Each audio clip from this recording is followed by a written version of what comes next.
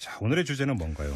예, 최근에 인사청문회 과정에서 일부 야당 의원들이 언론에서 그렇게 표현하더라고요. 문자 폭탄을 받았다. 네네. 예, 그런데 이제 내용을 보면 이제 문자 메시지로 항의의 글을 받는 이런 문자 항의에 관련돼서 네네. 어떤 법률 문제가 있겠는가를 좀 말씀드리려고 준비했습니다. 그래요. 이제 이게 인사청문회 과정에서 이른바 각을 세운 네. 그런 야당 의원들에게 예, 국민, 유권자라고 해야 됩니까? 시민. 네, 네, 그렇습니다. 이제 예. 문자를 보낸 걸 가지고. 네네. 그래서 조금 전에 말씀드렸습니다만 저는 이것을 이제 문자 폭탄이라고 얘기하는데 전혀 동의할 수 없는데요. 네. 아무튼 그 일부 야당 의원들 같은 경우에는 이제 문자 폭탄이다 이렇게 얘기를 하면서 6589님이 지금 예. 문자 주셨는데 아, 네. 문자 폭탄이라는 용어 쓰지 마세요. 그냥 한 사람이 보낸 문자가 많아진 거지 동일한 사람이 쏟아부은 거 아니잖아요. 예, 그렇죠. 한 사람이 받은 문자가 많은 것일 뿐이다라는 거죠. 네네. 예. 여기에 대해서 이제 그 야당 의원들이 얘기하기를 이런 문자 폭탄이라는 것이 의회주의를 근본적으로 부정하는 행위다. 이렇게 얘기도 하고 있고, 네. 비판을 용납하지 않는 반민주적인 행태다. 테러다. 네. 이런 각종 비난을 쏟아붓고 있는 상황입니다. 자, 근데 이게 그 문자를 보내는 게 유래가 있다면서요? 예, 대략 지금 파악하고 있기로는 지난해, 그러니까 작년에 이 박근혜 최순실 국정농단 사건이 발생하면서 국회에서 탄핵소추 의결을 하게 됐지 않습니까? 그렇죠. 예, 그때 이제 일부 의원들이 탄핵소추안에 반대표를 던질 수 있다. 이런 얘기가 이제 흘러나오면서 마땅히 탄핵소추 의결을 해서 탄핵 심판으로 넘어가야 되는데도 일부 의원들이 거기에 반대를 해가지고 탄핵을 할 수 없는 것 아니냐. 예, 예. 그래서 국민들의 대부분의 의사 그 당시에 75%, 7% 이렇지 않았습니까? 그래서 국민들이 그러면 이 상황에서 무엇을 하면 좋겠는가, 할 방법이 없겠는가 고민을 하다가 나름대로 이 시민들이 고안한 자발적인 그래서 의사 전달 기법으로서 휴대전화번호가 공개되어 있는 국회의원들에게 탄핵소추안에 찬성해달라 이렇게 예. 문자 메시지를 보냈고 또 실제 그것이 영향이 있었던 것으로 지금 파악이 되고 있습니다. 예, 그래서 예. 그 시민들 같은 경우에는 이겨봤다는 승리감이 있는 거죠. 네. 그래서 일종의 이제 그런 직접 참여 민주주의라고 하는 그런 형태로 시작된 것이 아닌가 지금 그렇게 학계에서도 그렇고 일반적으로 파악하고 있는 내용은 그렇습니다. 그러니까 아무튼 이제 탄핵소추 의결 전에는 네. 탄핵소추안에 찬성해달라는 호소라고 할까요? 네, 그러니까 어떤 이런 차원의 이제 문자를 계속 보냈던 것이고. 네 그렇습니다. 이번에는 뭔가 이제 청문회 어떤 포인트 이런 게 잘못된 게 아니냐라고는 항의성 내용이 이제 많았고. 네, 그렇습니다. 이렇다는 이야기인데요. 근데 네. 오늘의 초점은 법률 이야기다 보니까 예. 자, 이 문자 항의가 그럼 법적으로 문제가 있는 것이냐 없는 것이냐 이걸 네. 지금 다뤄보자는 네, 말씀이시잖아요. 그렇습니다. 예. 있습니까 없습니까? 일단 경우에 따라서 좀 달라질 수 있는데요. 이게 예. 법적인 거라 일률적으로 말씀드리기 좀 그렇고. 케이스 바이 예. 케이스니까. 네. 근데 일단 지금 벌어지고 있는 문자 항의의 가장 큰 형태가 뭐냐면 조금 전에 6589님께서도 말씀해 주셨는데 개개인이 한 번에 내지는 한 번 또는 단발성으로 이렇게 보내는 그런 문자 메시지 이게 네. 가장 주류인 것 같습니다. 예. 예, 그러면서 이제 해당 의원의 의정 활동을 비판하는 그런 내용들인데요. 근데 일단 결과적으로 그 개개인이 문자 메시지를 보냈더라도 받는 쪽 입장에서는 다량의 문자 메시지가 온 거죠. 그렇죠. 결국은. 그렇죠. 그래서 여기 이런 현상을 가리켜서 이 의원들 얘기는 업무를 제대로 못할 정도로 지금 많은 양이 오고 있다 이런 얘기를 하고 있습니다. 예, 그래서 일단 국회의원이 공무원이니까요. 예. 공무집행 방해냐 아니냐. 그렇죠. 그런 문제가 생길 여지가 있습니다. 예. 근데 이제 그러면 공무집행 방해 요건이 어떻게 되는 겁니까? 일단 공무집행방해죄는 그 형법에서 규정하고 있는데요. 이 136조 1항에 의하면 공무원에 대해서 폭행 또는 협박을 한 때 이렇게 들고 있고요. 문자는 폭행은 아니니까 빼고. 예. 그 다음에 137조에서는 위계, 그러니까 거짓말, 네. 이렇게 뭘 숨기거나, 아니면 속이거나, 예. 이런 방법을 사용해서 공무 수행을 방해한 경우를 예. 처벌 대상으로 하고 있습니다. 그래서 조금 전에 말씀 주신 대로 폭행이 현실적으로 성립되기는 좀 그렇고, 네. 협박이 좀 문제가 될 수도 있을 거는 같아요. 위계도 또 사실 아니니까. 그러면- 속이는 건 아니니까요. 그럼 그걸 한정해서 네. 협박성 문자를 보냈다. 네. 당신 가만두지 않겠다. 네네.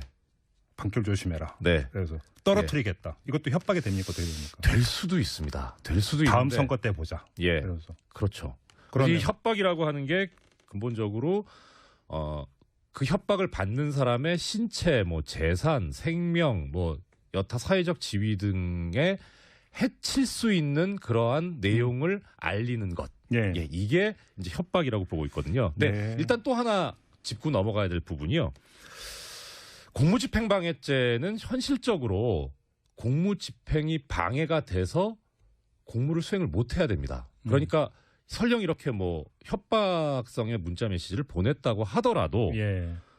공무수행에 방해가 안 됐다. 아무튼 그런 협박 행위로 인해서 실제로 공무 집행 행위가 중단돼야만 되는 겁니까? 그렇죠. 예, 미수범이 처벌이 안 됩니다. 오. 예, 그래서 그렇기 때문에 지금 청문위원들이 이런 뭐 문자 항의를 받고 있더라도 사실 청문회 계속 하고 있잖아요. 그러니까 공무 집행이 방해된 적이 없다. 방해되지는 않은 상태죠. 공무 집행이 예. 중단된 적이 없다. 그렇죠. 예. 예. 그리고 그다음 또 하나 문제는 이때 공무집행 방해에서 이 공무라고 하는 게 예. 그냥 공무원이 하는 일체 행위를 가리키는 게 아니고 적법한 공무집행을 당연하죠. 가리킵니다. 예, 그렇기 예, 때문에 예. 지금 여러 시민들께서 문자 항의를 보내고 계시는 그 대상이 뭐냐면 뭐 예를 들어서 팩트에 터잡지 않은 예. 팩트에 근거하지 않은 걸 가지고 청문회에서 질문을 한다거나 내지는 또 어떤 경우에는 공직 후보자에 대해서 어떠한 의혹을 제기를 하는데 네. 그런데 그 의혹에 해당하는 잘못을 질의하는 청문위원이 더 큰 잘못을 저질렀다는 거죠. 소위 말하는 내로남불 있지 않습니까?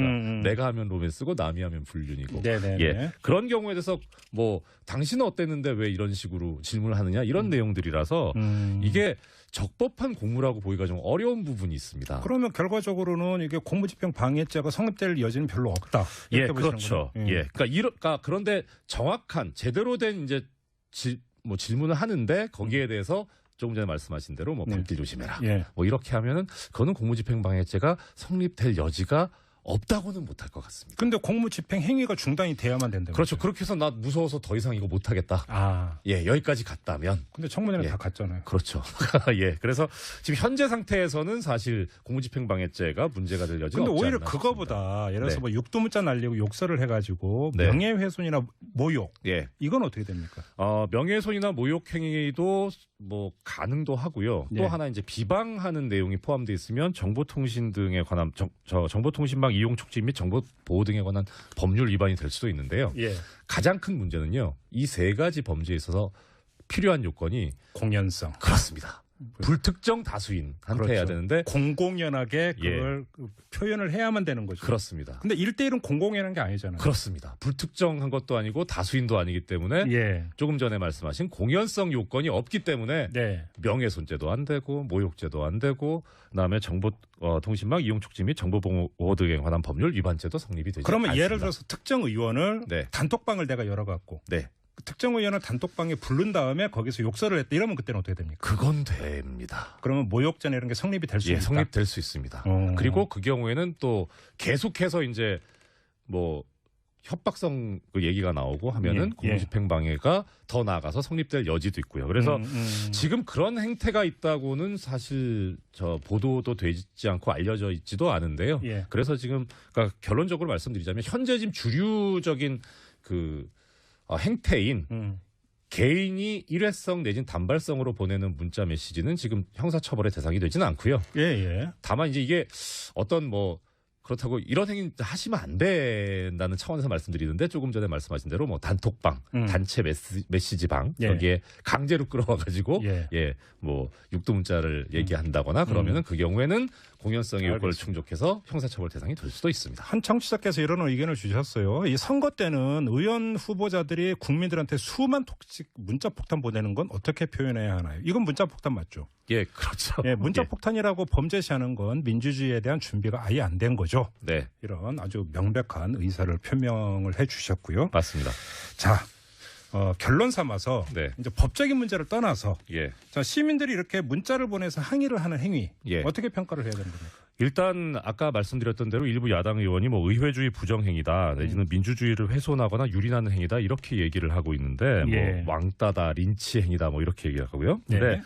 일단 이 부분에 대해서 전혀 동의할 수 없고 그 뭐 어불성설이라고 생각이 되는 게 예. 의회주의라는 거는 근본적으로 국민의 최종적인 정치적 결정 뭐 법률 제정하는 것을 의회에서 다수결 원리에 따라서 행하는 이런 정치 방식 이렇게 정의돼 있거든요. 대의 기관이죠. 그렇습니다. 예. 그래서 국민이 선출한 대표자로 하여금 하게 하자는 거죠. 그렇죠. 그러니까 이거는 바로 국민 주권주의, 국민이 주권을 가지고 있고 국민이 나라의 주인이라는 그런 기본 이념을 가지고 있는 겁니다. 예. 그러니까 이게 국민이 자기의 어떤 정치적 의사 표현을 문자 메시지라는 방법으로 하고 있는 건데 그걸 가리켜서 의회주의 위배다, 민주주의 뭐 유린 행위다 이렇게 표현하는 것 자체가 네. 오히려 국민 주권주의를 제대로 모르고 하는 얘기 아니냐. 예, 그런 생각이 드는 거죠. 그리고 하나 뭐 추가해서 말씀드리자면 우리나라 헌법의 역사를 보면은 지금 아시다시피 헌법 제1조에는 대한민국은 민주공화국이고 뭐 대한민국의 주권은 국민에게 있고 모든 권력은 국민으로부터 나온다 그렇죠. 이렇게 돼 있습니다. 그런데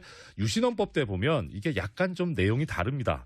유신헌법 때는 대한민국의 주권은 국민에게 있고 여기까지는 같은데 국민은 대표자나 국민 투표에 의해서 주권을 행사한다 이렇게 돼 있습니다. 그러니까 평소엔 주권 행사를 할 수 없다는 취지인 거죠. 그래서 네. 조금 전에 말씀드린 일부 야당 의원들이 제기하는 뭐 의회주의에 대한 폭거라든가 민주주의 훼손행위다. 이게 유신의 논리다. 유신헌법과 같은 논리입니다.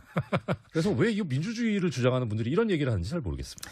알겠습니다. 그 이낙연 후보자가 이에 대해서 이런 얘기를 했더라고요. 표현의 자유는 네. 뭐 이제 그 구할 수 있어야 되지 않느냐. 다만 절도 있게 네. 이런 취지의 뭐 정확한 워딩은 뭐 문자 그 표현 그대로는 지금 옮기지는 못하겠습니다. 뭐 이런 취지의 얘기를 했는데 네. 주권자로서 뭐 의사 표현 충분히 할 수 있겠죠. 네. 다만 좀 더 절도 그렇죠. 있게 절제 있는 어떤 그런 표현 이런 것도 필요하지 않겠는가. 예. 뭐 그거야 뭐 좋은데 그래도 네.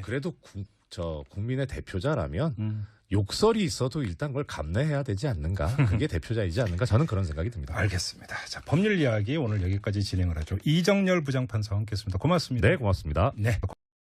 에게 탄핵 소추안에 찬성해 달라 이렇게 예. 문자 메시지를 보냈고 또 실제 그것이 영향이 있었던 것으로 지금 파악이 되고 있습니다. 예, 그래서 예. 그 시민들 같은 경우에는 이겨봤다는 승리감이 있는 거죠. 네. 그래서 일종의 이제 그런 그 직접 참여 민주주의라고 하는 그런 형태로 시작된 것이 아닌가 지금 그렇게 학계에서도 그렇고 일반적으로 파악하고 있는 내용은 그렇습니다. 그러니까 아무튼 이제 탄핵 소추 의결 전에는 네. 탄핵 소추안에 찬성해달라는 호소라고 할까요? 네, 그러니까 어떤 이런 차원의 이제 문자를 계속 보냈던 것이고 네 그렇습니다. 이번에는 뭔가 이제 청문회 어떤 포인트 이런 게 잘못된 게 아니냐라고는 항의성 내용이 이제 많았고 네, 그렇습니다. 이렇다는 이야기인데요. 근데 네. 오늘의 초점은 법률 이야기다 보니까 예.